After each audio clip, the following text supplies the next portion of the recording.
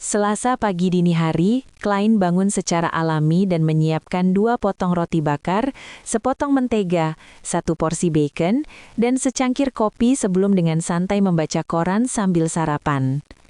Dengan pesona language of foulness yang menakutkan, dia jauh lebih tenang. Dia tidak lagi tegang seperti sebelumnya. Klein selesai membolak-balik buletin Backland, mengambil Tasek Times, dan melihat artikel berita di halaman kedua. Pada jam 2 pagi ini, terjadi tembak-menembak sengit di Gang Batamarah di Boro Timur. Menurut polisi, itu diduga merupakan bentrokan antara 2 geng, salah satunya adalah geng Smenger yang terkenal kejam. Geng Smenger, Gang Batamarah di Boro Timur. Suatu pemikiran muncul pada Klein ketika dia meninggalkan meja makan dan menemukan peta Backland.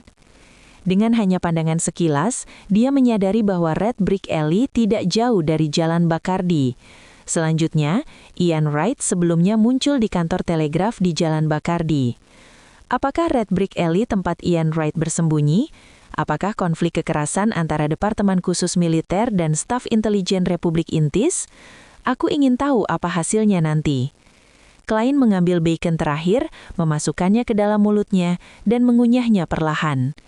Dia telah memberitahu kedua belah pihak tentang ramalan pagi sebelumnya, dan mereka sudah mengunci lokasi Ian malam itu juga, yang mengiratkan tingkat efisiensi yang cukup tinggi.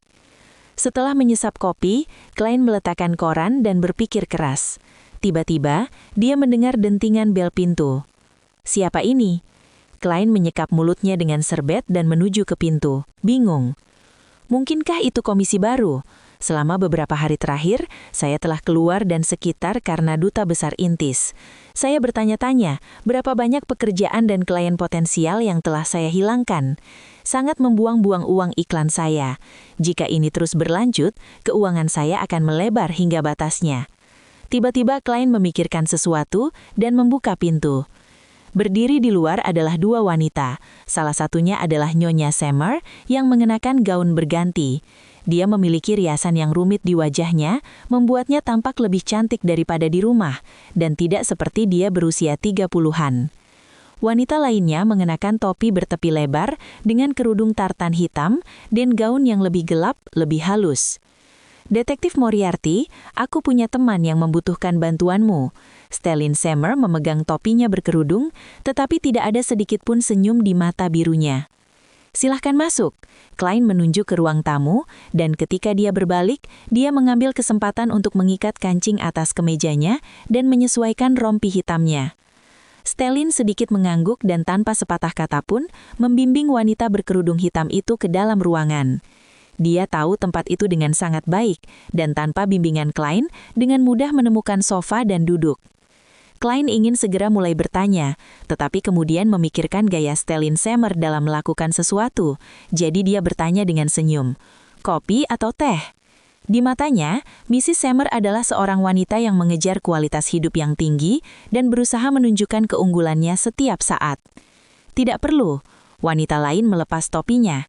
Dia memiliki fitur yang baik, tetapi kombinasi itu mengecewakan. Selain itu, tulang pipinya terlalu tinggi, dan dia terlihat lebih tua dari usianya sebenarnya. Sedikit amarah, sedikit kesedihan, sedikit keraguan, sedikit ketakutan. Klein membaca emosi wanita itu. Bukannya dia tiba-tiba memiliki kemampuan sebagai penonton, tetapi bahwa tindakan wanita itu terlalu jelas. Ya, baik kopi maupun teh tidak bisa menyelesaikan masalah. Stellin meniru posisi yang ditemukan di majalah, berusaha sebaik mungkin untuk tampil berkelas. Ini Nyonya Mary Gale, pemegang saham Coim Company. Anda ingin mempercayakan saya apa, Nyonya Gale? Klein sedikit condong ke depan dan meletakkan tangannya di pahanya. Jangan panggil saya Mrs. Gale, panggil saja saya Mary. Mary Gale mengerutkan bibirnya. Aku ingin kamu membuntuti suamiku dan memastikan apakah dia memiliki wanita simpanan. Yang terbaik jika kamu bisa mendapatkan bukti material. Sebagai hasil dari dorongan aktif Gereja Dewi Semalam selama bertahun-tahun, Kerajaan Loen lebih radikal dalam hukum perkawinannya daripada negara-negara lain seperti Feysak, Intis, dan Lemberg. Ini menetapkan bahwa mereka yang melakukan perzinahan harus membayar harga finansial untuknya, yang berarti bahwa pezina akan sangat dirugikan selama pembagian harta. Saya telah mendengar bahwa setidaknya 4 dari 10 detektif swasta lainnya sedang menginvestigasi hubungan perkawinan di luar. Saya tidak berharap bahwa saya akan menerima pekerjaan seperti itu juga. Klien berkata dengan penuh pertimbangan. Bukti material tidak mudah didapatkan. Aku akan meminjamkan kamera portable terbaru untukmu, jawab Mary tanpa ragu-ragu. Selama kamu memiliki bukti, aku akan membayarmu 10 pounds. Jika kamu hanya memastikan bahwa dia memiliki wanita simpanan, kamu hanya akan menerima 3 pounds.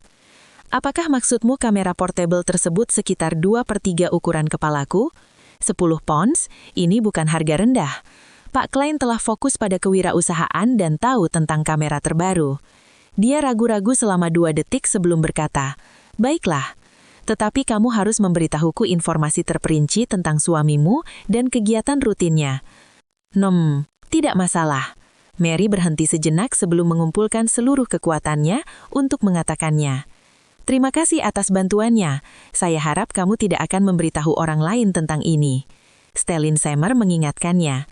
Mendengar hal ini, Klein segera bertahib. Saya orang yang menjunjung tinggi kerahasiaan, dan saya sering mendapat masalah karena itu. Di lobi rumah Count Wolf, pria dan wanita menari di tengah-tengah lagu biola.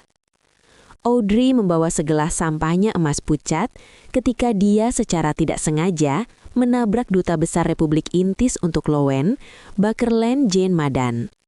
Kau wanita muda paling cantik yang pernah kutemui. Bakerland dengan wajah kurus dan sedikit janggut mematuk sarung tangan putih Audrey dengan ciuman sesuai kebiasaan. Matanya tampak bersemangat dan berani.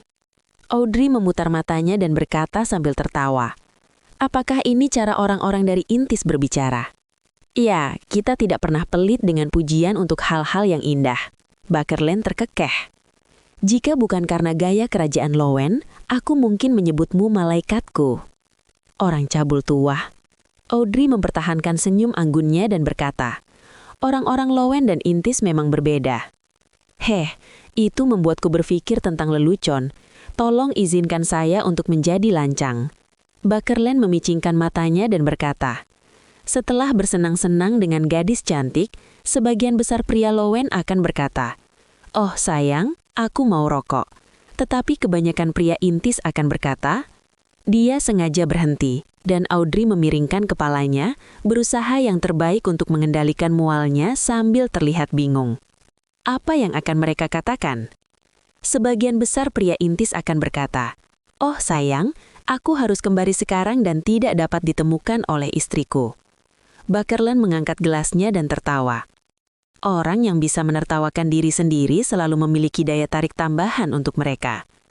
Audrey senyum dengan sopan. Matanya yang indah, bersih dan gelap bergelap tiba-tiba berbalik untuk melihat ke belakang Duta Besar Bakerland. Maaf, seorang teman mencari saya. Senang berbicara denganmu. Bakerland membungkuk dan minggir. Audrey bergerak maju dengan anggun dan tidak melihat ke belakang lagi. Ketika dia mempertimbangkan siapa yang harus dia temukan sebagai objek alasannya, seorang pria muda mendekatinya dan merendahkan suaranya, memperingatkannya. Audrey, jangan tertipu oleh Duta Besar Bakerland itu. Dia orang tua yang kotor. Saya tidak tahu berapa banyak perempuan yang dia tipu di tempat tidur. Bakerland penuh nafsu, ini sesuai dengan pengamatan saya. Ini kelemahan. Audrey senyum tanpa menyembunyikan rasa jijiknya.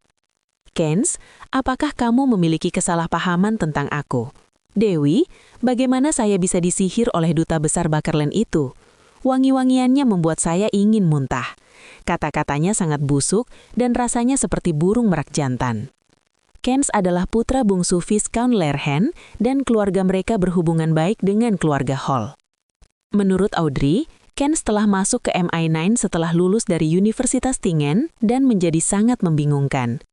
Rencana awalnya adalah berbicara dengan Duta Besar Bakerland dan mengamatinya dengan dekat sebelum menggunakan dalih kesal untuk mendapatkan lebih banyak informasi dari Kens dan teman-temannya lainnya dari komunitas intelijen untuk belajar lebih banyak tentangnya.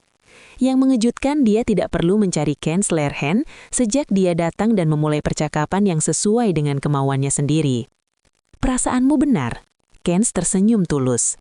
Dia mengamati sekelilingnya dan berbisik. Selain itu, Bakerland adalah orang yang sangat berbahaya. Seberapa bahaya? Audrey bertanya dengan penasaran. Pernahkah kamu mendengar Beyonders? Aku tahu, kamu selalu tertarik dengan hal-hal seperti itu. Kens berkata dengan beberapa pertimbangan. Audrey mengangguk dengan lembut. Aku tahu sedikit, sebagian besar dari itu diberitahukan kepadaku oleh Glenn. Kens melirik Bakerland yang sedang ngobrol dengan seorang wanita kaya dan berkata dengan ekspresi serius. Dia kepala intelijen intis di kerajaan kita. Dia telah melakukan banyak kejahatan, tetapi kami belum bisa mengumpulkan bukti kejahatannya. Dia adalah Sequence 6 atau konspirasinis. Dia tidak masuk ke detail dengan orang luar seperti Audrey, juga tidak menyebutkan bahwa konspirasinis adalah bagian dari jalur Hunter. Namun, Audrey sudah tahu hal ini. Dia pura-pura naif dan helah. Dia benar-benar luar biasa. Dia memiliki asisten di bayang-bayang yang mungkin telah mencapai Sequence 5. Selain itu, semua agen intelijen intis di kerajaan berada di bawah manajemennya. Banyak dari mereka Beyonders. Sayangnya, kami hanya tahu beberapa dari mereka. Kens menambahkan sambil lalu. Jangan terlalu senang jika Bakerland memuji kamu juga. Bukan itu yang dia pikirkan. Dia hanya ingin menggunakan kesempatan ini untuk mengumpulkan lebih banyak informasi. Saya tidak suka apa yang kamu katakan. Audrey menatap lampu hiasan dan berpikir beberapa detik. Apakah Bakerland sangat pintar? Kamu belum berhasil mendapatkan bukti yang berat, kan? Dia benar-benar pintar dalam merencanakan, tetapi dia juga memiliki banyak masalah. Dia suka mengejar wanita dan menyukai perasaan romantis. Dia mengambil risiko dan sangat radikal. Jika bukan karena identitasnya sebagai duta besar yang mencegah kami untuk mengambil tindakan dengan mudah, dia pasti sudah ditangkap sejak lama. Kens mengelus dagunya dan berkata, namun dia akan segera diganti, sesegera mungkin. Mengapa? Audrey bertanya dengan heran. Nini cantik tercinta, ini bukan sesuatu yang harus kamu tahu. Kens memegang prinsip kerahasiaan. Ketika bola hampir berakhir, Audrey yang telah mengumpulkan sedikit informasi menemukan Viscount Glenn dan memintanya untuk membantunya menghubungi Xiao dan Force.